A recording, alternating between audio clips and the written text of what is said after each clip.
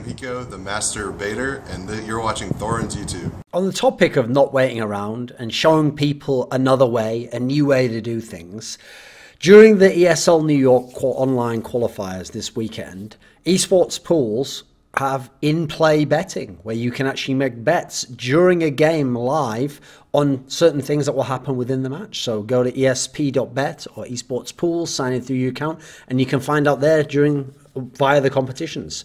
Now, it's the case that because the majors in CSGO are effectively the World Championship of CSGO. Yes, we have two of them in a year, but each one effectively is the World Championships, the most important tournament of the year, that often people look to the majors to kind of give a cue as to what we should do in the scene, how the game should be run. People look to the major and they say, right, that's the most important tournament, so we've got to get the best format for that competition. And as such, we're always waiting around for Valve, and people are looking and they're saying, right, since it's Valve involved and Dota has tried many different formats, has many formats that a lot of experts consider superior, and they've got the International, which showcases some of these formats, and Valve obviously owns Dota 2 and CSGO, so there's an obvious point, an obvious kind of impetus to contrast the two and suggest if they can do it in Dota 2, why not in CSGO? People often find themselves sitting around thinking, right, we have to get Valve to change things if we want to have better tournaments, we want to have better formats. When they change, then the others will follow suit, because we know that the ESLs of the world want ESL One Cologne to be a major. We know that StarLadder would love for one of their big tournaments to be a major. We know that E-League wants to have a major. We know that all these big tournament organizers, to some degree, do follow suit with Valve, at least in some respects, and do kind of want Valve to acknowledge them and take what would already be a big event for them and make it bigger by making it a major, making it a world championship. But a point I want to make here is not only does the community not have to wait for Valve, but tournament organizers don't have to wait for Valve. And in fact, there's a very compelling case as to why tournament organizers shouldn't, in terms of format and how they run tournaments, wait for Valve and follow Valve's suit. They should actually leave Valve in the dust, go past Valve and do something new, do something better. Because there are so many tier 1 tournaments in the year that aren't majors. We now know that there are only 2 majors a year. So all those other tournaments, we got EPL finals, we got the ESL 1 tournaments, such as Cologne, which obviously could be a major if it just had Valve's blessing and a little bit more prize money. We have the StarLadder tournaments. So you look at all these other competitions that potentially are tier 1, there's way more than majors, and in theory, the only thing most of them lack is prize money. They don't have the $1 million in the major, but that's not even always the case. E-League has over $1 million. WSG, way more than $1 million. So I want tournament organizers out there to really break the paradigm of thinking Valve sets the tone of what we're going to do here. Show Valve another way. So, okay, Valve won't use proper seeding. They insist on using the seeding that comes from whether you're a legend spot and then how you qualified for the tournament at the next major. Okay, so be bold. If you're a tournament organizer in an ESL, a DreamHack, have your own seeding. Have it based on something like either a commissioner or a panel of experts or some factor, a ranking that someone uses online. Be bold about it, though, and actually tell people what the ranking is and put out your rankings a week before the tournament or a few days before the tournament and have people in the community know where they came from, know how the rankings were decided, and then be able to discuss it. I mean, be absolutely proud of the fact that you use real seeding and real ranking above arbitrary inter-tournament systems like, oh, I came first in a group, or came 3-0 in a Swiss system, so I'm automatically a top seed, and other stupid factors like that, or how you qualify for your tournament. Ignore the Valve way of doing it. Be bold, have this seeding, and you know what?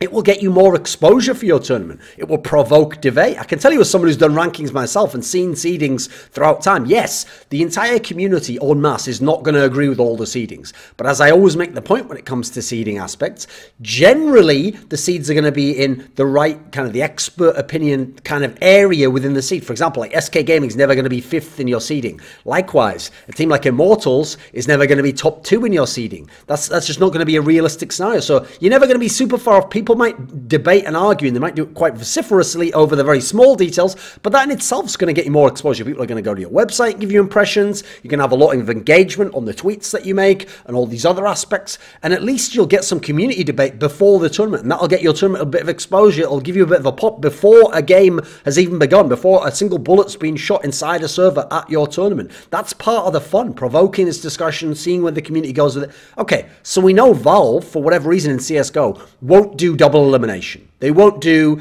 full best of 3s in the Swiss system or in the group system the whole way if they use GSL system. They won't do this for some reason. So here's what you do. decide on a theme for your tournament. So if we're talking about EPL finals, or we're talking about IEMs, or we're talking about DreamHack Masters, decide on a general theme. What do you want your tournament to be, separate from how Valve does it? Do you want it to have the best format? If you want to have the best format, go all out. Have something like a GSL system with best of threes, which lead into a double elimination, best of three bracket, with reseeding once you get the bracket, whatever it might be. Do that and say, I'm trying to make this the hardest tournament to win. The one that's the hardest and with the most comprehensive system, where it's so likely that the best team will win within the bounds of a reasonable tournament. It can't be best of 7 every round, etc., and quadruple elimination. But you say to yourself, right, my theme is we're going to try and make it the hardest tournament in the world to win. Make that theme, construct your format, and then even advertise it that way. The hardest tournament in the world to win, the toughest to get to the top. You can do that. Or you can say, hey, I'm going to make my tournament the one that has the unique format. I'm going to be one that has something that no one else has seen before. Maybe it's a pure Swiss system to even decide the whole tournament, and you keep going until all the lives are used up for someone and they're out of the thing, and eventually someone wins. You can design all sorts of different systems to see who's going to be the champion of the tournament. You could go, hey, I want mine to be a new style that no one's ever seen before. I'm going to bring in a system no one's ever had. It's going to be experimental. That's what's going to give me a little bit of edge, a little bit of flavor, a little bit of spice that no one else has in the scene right now. So you decide on one, you take your EPL, your IEM, your DreamHack brand, whatever it might be, and therefore it has its own unique flavor. It has its own identity that is separate and can be contrasted with majors, but is different from majors. If you do these sorts of things, you can outshine Valve. The fact that Valve refuses to move on these particular areas or give reasons or have any kind of discourse or engage with debate over these format questions and how they seed, etc., mean that you can outdo Valve. You can outshine them. You can get community kudos where the community says, hey, you did a way better job than Valve. I wish Valve would listen in this way. Actually, your tournaments are my favorite, even though they're not majors. Players and teams will love your tournaments. You do a really good double elim tournament or best of 3 GSL system, you'll start to see that those same players who grumbled about the best of 1 round robin and the ones who no longer like the Swiss system, they'll give you free exposure. They'll start commenting on how they love your tournaments and how they want to play in your tournaments more. And you won't see them saying, oh, I went out, but the tournament was all a load of bullshit, etc. You'll see more positive comments, and you'll start to get the reputation for being someone who runs a really great tournament format that's actually better than the World Championship, better than the majors in CSGO. Likewise, it's another reason as to why players and teams might want to play at your tournament. Now, yet at the moment, they might just go based on ultimate prestige, or they might go based on if the organization thinks that they get more exposure there, or they might go based on pure dollar amount. I realize that didn't apply to WSG, but there was some other factors limiting teams going there.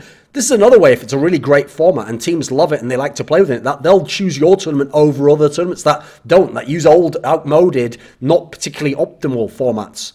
Likewise, if you want to go beyond the players, the community, people who are experts, people who are influencers, people who put opinions out there that might have impact on the community will start to give you credit as well, and will start to talk about this themselves. I mean, from myself personally, if someone out there does a great double elim tournament, or they do a GSL system with all best of 3s, or best of 3s in the right places, I'll start to give them more credit. I'll certainly comment on how they have a superior format, and I'll contrast it against their rivals and against the majors and say, if only the majors had this system and real seeding, etc. More so than that, if you do a kind of full-on tournament style, like Dota style, the formats I enjoy, hell, I would even start to call your tournament better than the majors. I would say, you know what, Valve has the majors, and yes, it has the most prize money and the most prestige, and it's the World Championship. It's the tournament everyone wants to win, but this is actually a better tournament. In fact, you know what, this tournament is harder to win. This is one where it almost has unofficial major status to me. I'd rather win this tournament than win a major where you had this weird Swiss system with no reseeding, and then someone like Immortals came second, even though they were even vaguely the second best team in the tournament. I'll say, no, oh, the team that came second in this incredible double elim tournament with the best of 3 Swiss system, oh, they're significantly better. It's a lot harder to get to the final that one. You'll get a reputation in that sense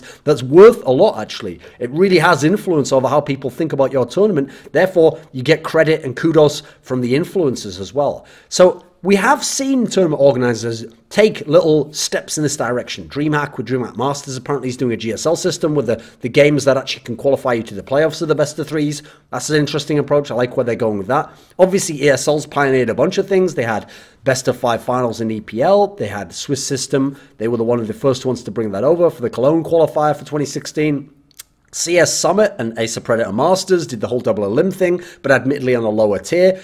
So These are good steps in the right direction, but just go even further. Be bold. Do something totally different to Valve. Keep innovating and leave Valve to catch up. Leave them behind so that even if their tournament has every other factor, prestige and money, people actually contrast you more favorably against them and say your tournament is better. You tried something better. You didn't have to excuse away a bad format. You actually went for a more optimal, more difficult, more exciting format than Valve is stuck with in their old outmoded ways. Hey guys, this is Cully from Counterlogic Gaming.